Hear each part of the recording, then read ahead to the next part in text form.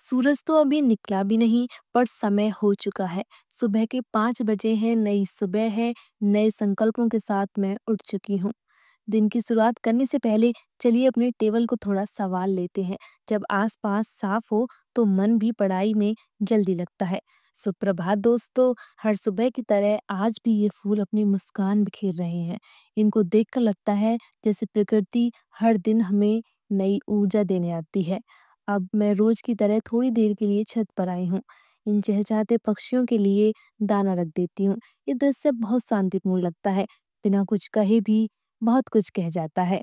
अब थोड़ी देर ध्यान कर लेती हूँ। ये पल मेरे अपने होते हैं, जहाँ सब कुछ रुक जाता है और सिर्फ शांति होती है। और अब मैं पीती हूँ गुनगुना पानी, जिसमें मिला होता है नींबू और शहद। ये छोटी सी आदत मुझे हर सुबह तरोताजा कर देती है। और आज मैं क्या-क्या पढ़ने वाली हूँ, उस सब की सूची बना लेती हूँ। कौन-कौन से विषय पढ़ने हैं, कितना समय देना है, लिख लेने से रास्ता थोड़ा साफ नज़र आता है। मैं लाइब्रेरी जाने से पहले ही घर ही करंट अफेयर्स की क्लास कर लेती हूँ। दिन की शुरुआत जानकारी से हो, इससे बेहतर क्या ही हो सकता है। चलिए अब मैं नहाने जा रही हूँ। दोस्तों अब मैं निकल रही हूँ लाइब्रेरी की ओर। ये वो जगह है जहाँ हर दिन खुद को थोड़ा और बेहतर बनाने की कोशिश करती हूँ। लाइब्रेरी पहुँचकर अपना आज का टारगेट पूरा करना है। हर बार जब कोई पंक्ति पूरी होती है तो लगता है मंजिल थोड़ी और करीब आ गई है। अब मैं करने जा रही हूँ पॉलिटी का रिवीजन। बार-बार पढ़ने से चीजें गहराई से समझ आने लगती हैं। ये विषय अब अपना सा लगने लगा है। कभी-कभी थकावट होती है, पर एक आवाज अंदर से कहती है, रुक मत। तुम जिस रास्ते पर हो, वहां से लौटने का नाम मेहनत नहीं होता। यही सोचकर फिर से किताब खोल लेती हूँ। अब थोड़ा कुछ खा लिया है ताकि फिर से ध्यान से पढ़ सकूं। पढ़ाई के बीच ये छोटा सा ब्रेक बहुत जरूरी होता है। अब वापस घर की ओर निकल पड़ी हूँ। एक और दिन कुछ नया सीखकर कुछ और मजबूत बनकर लौटी हूँ। घर आने के बाद मुँह वगैरह धुलकर मैं छत पर चली जाती हूँ।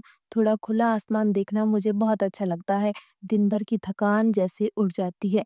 छत पर थोड़ी देर रुकती हूँ मैं। वहाँ मैं खड़ी ही थी, तो जो मेरे घर के पीछे घर है, वहाँ मुझे बच्चे छोटे-छोटे रहते हैं, वो मुझे बुलाने लगे, बुआ जी, बुआ जी।